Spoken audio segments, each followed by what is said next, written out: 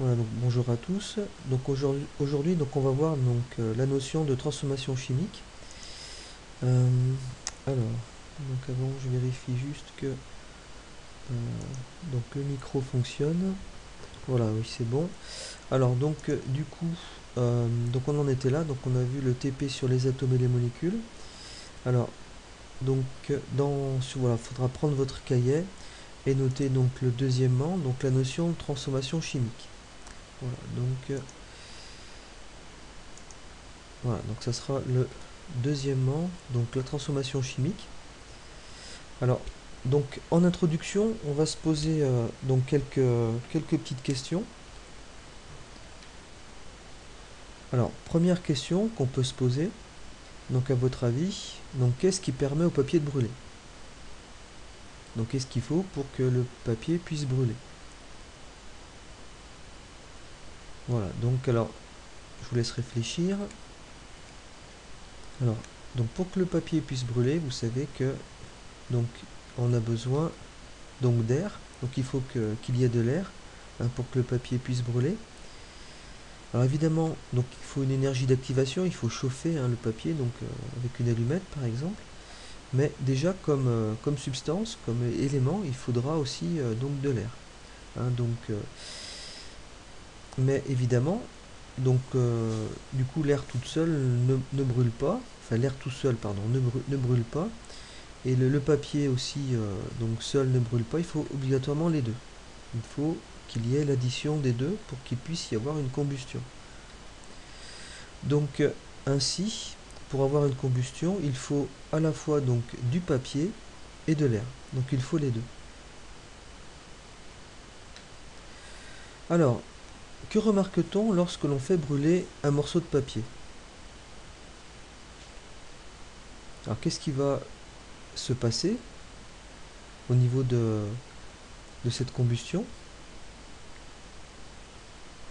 Alors qu'est-ce que ça produit si vous voulez? Donc cette combustion. Alors, donc le papier, donc il va se consumer, donc petit à petit il va disparaître si vous voulez. Et on voit que cela crée de la fumée. Donc vous avez de la fumée, des cendres qui sont aussi produites. Donc on voit très bien ici que, eh bien, dans ce processus, eh bien, en fait, on transforme la matière. Donc au départ, on a du papier et de l'air, et ensuite ça nous forme autre chose, ça nous forme de la fumée et aussi des cendres. Donc la matière, elle est transformée. Donc la combustion du papier est une transformation chimique. Donc on ne peut pas obtenir avec la fumée et les cendres, on ne peut pas de nouveau obtenir notre morceau de papier.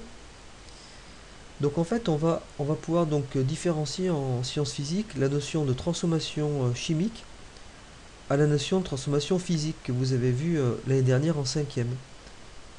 Dans une transformation physique par exemple, eh bien, donc au départ, par exemple, si on prend de l'eau à l'état solide, par exemple, si on sort un glaçon du congélateur et qu'on laisse ce glaçon dans un verre à l'extérieur, eh bien, on voit que le glaçon fond.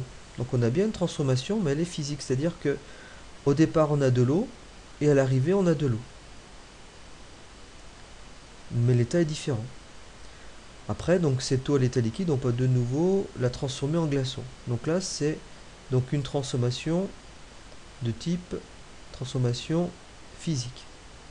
Par contre, ce qu'on vient de voir aujourd'hui, quand un morceau de papier brûle, eh bien c'est une transformation chimique, c'est-à-dire que au départ on a certaines substances comme du papier ou de l'air, et à l'arrivée on obtient autre chose, quelque chose de différent, de la fumée et des cendres.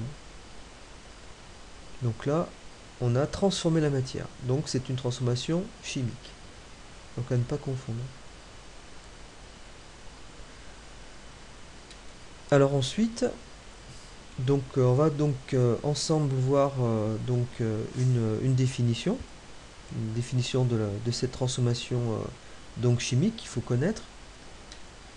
Donc alors, une transformation chimique est le processus par lequel une ou plusieurs substances, donc on appelle réactifs de la réaction, donc on va noter grand A et grand B, sont transformés en d'autres composés chimiques, donc les produits de la réaction. Donc les produits, c'est donc C et D. Donc ça, c'est la notion de transformation chimique. Alors on peut représenter donc cette transformation chimique donc à l'aide d'une équation chimique, comme on écrit des équations en maths. Alors, alors je vais vous montrer du coup. Alors, voilà. Donc comment on peut la représenter? Comment on va écrire cette équation? Donc cette équation du coup donc chimique.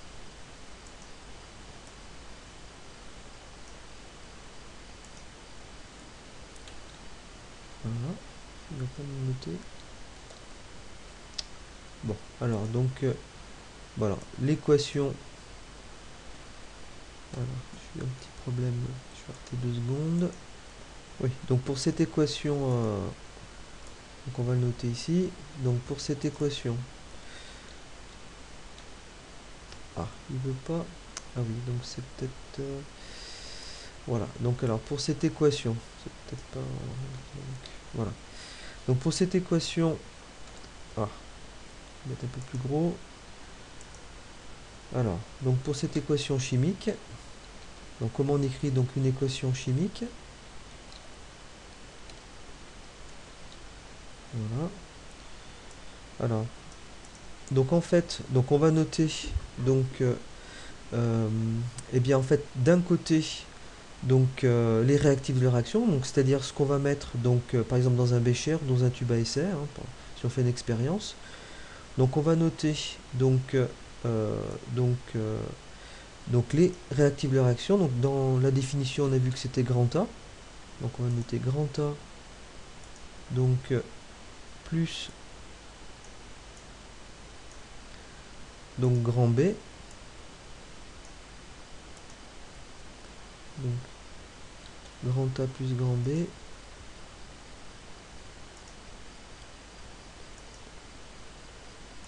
Bon.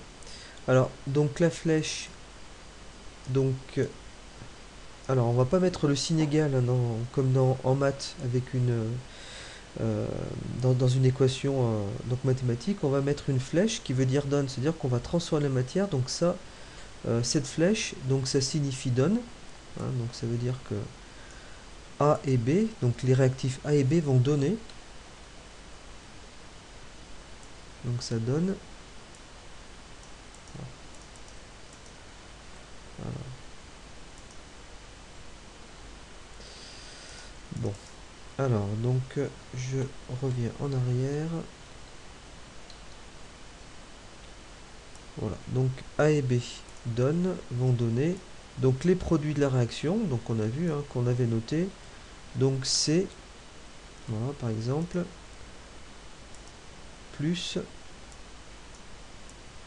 donc voilà D. Donc les produits de la réaction. Voilà comment on va écrire une équation chimique. Oui, donc c'est pas compliqué, hein, donc d'un côté on met ce qu'on a au départ, donc les réactifs de la réaction, donc c'est A et B, et de l'autre côté, donc C et D. Alors, donc on peut très bien donner un exemple.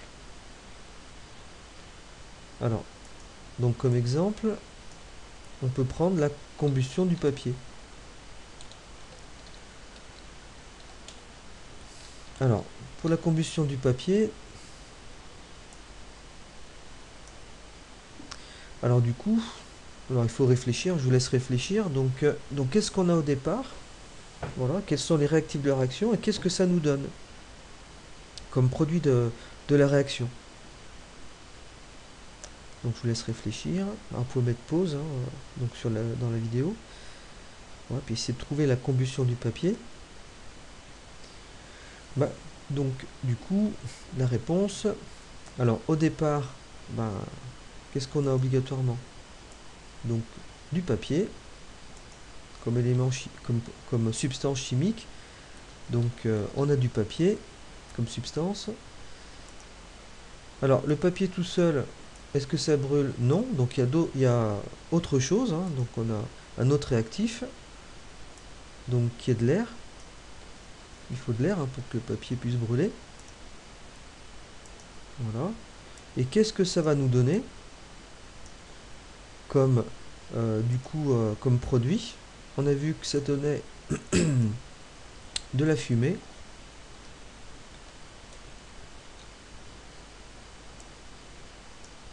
Voilà. Alors, j'ai pas assez de place, mais bon. Ça donne de la fumée.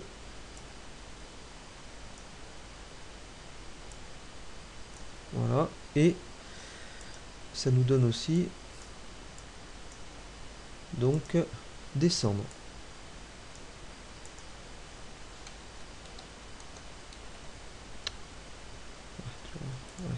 Voilà. Alors, ça nous donne de la fumée et des cendres. Voilà. Donc voilà, donc simplement, en peu de temps, on a vu donc la notion de transformation chimique. Voilà, donc je vous souhaite bon courage. Voilà, donc et à bientôt.